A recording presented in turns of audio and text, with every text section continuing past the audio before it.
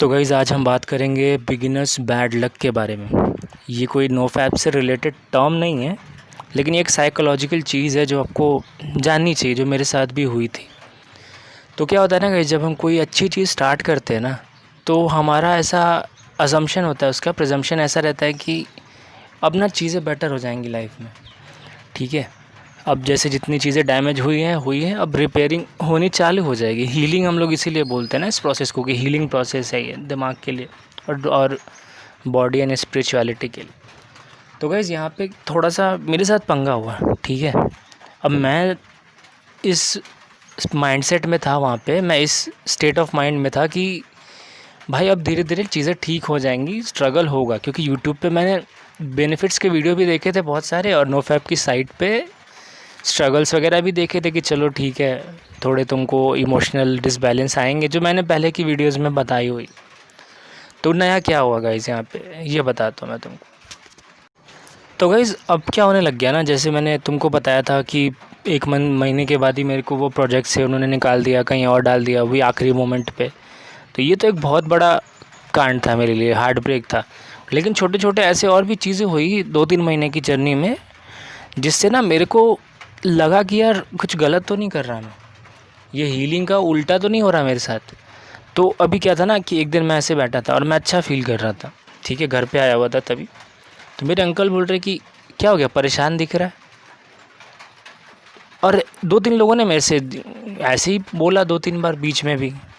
तो मेरे को लगा यार अंदर से तो मैं बिल्कुल अच्छा फील कर रहा हूँ, नॉर्मल फील कर रहा हूँ, कॉन्फिडेंट ही लग रहा हूँ, उल्टा एनर्जी तो रहती है बहुत सारी। तो इनको ऐसा क्यों लग रहा है कि मैं परेशान।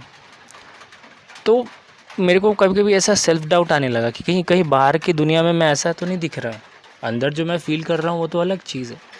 उसके बाद क्या होने लग गया कि अब जा रहा हूँ बाइक से, भाई रेड सिग्नल लगने लगे तो लगने ही लग गया भाई। हाँ, 6-6 7-7 रेड सिग्नल। कभी गाड़ी में पेट्रोल ख़त्म, कभी गाड़ी बंद। जिस दिन रेनकोट नहीं लेके जा रहा हूँ उस दिन बारिश हो रही है।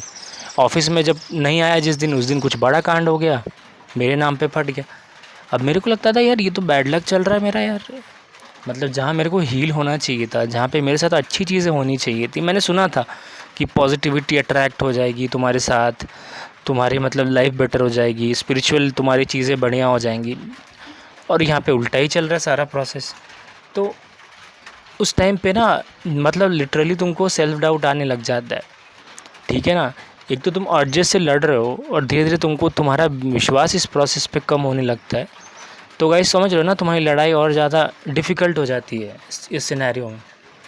तो मेरे साथ भी ऐसा ही हो रहा था, मेरे को भी डाउट आ रहा था। लेकिन फॉर्चुनेटली मैं बोल रहा हूँ कि मैं 90 डेज़ के लिए बहुत श्योर था कि ना अब चाहे सुनामी क्यों ना आ जाए लाइफ में, 90 डेज़ तो नोफैप करना ही करना है मेरे को।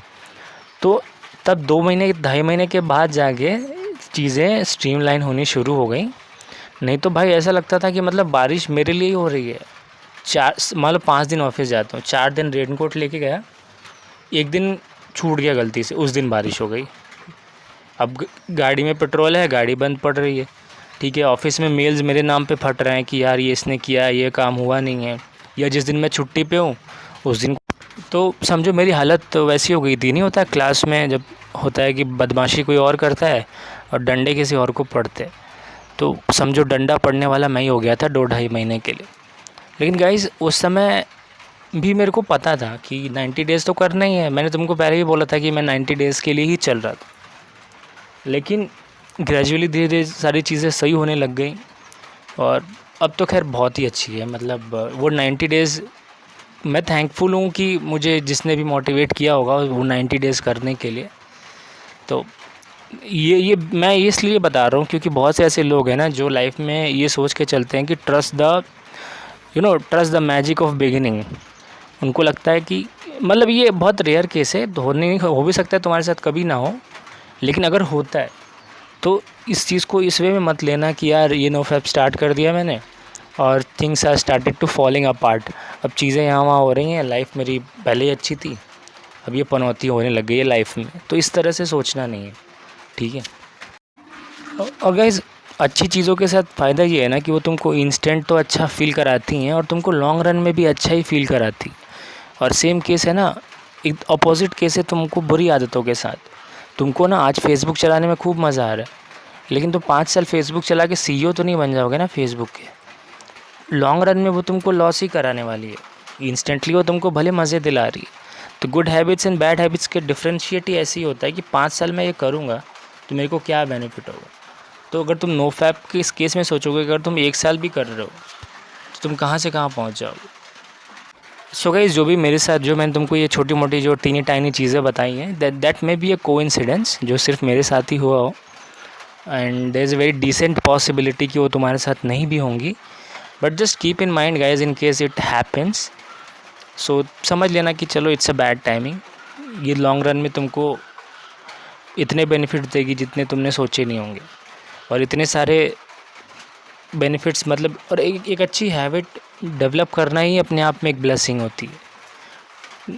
समझ रहे हो ना गाइज, बेनिफिट तो आएंगे आएंगे। ये बहुत बड़ी ब्लेसिंग है कि तुम कोई काम को इतनी शिद्दत से कर सकते हो। सो वो कहते हैं ना, how you do something defines how you do anything. तो यही है। चलो गाइज, थैंक यू।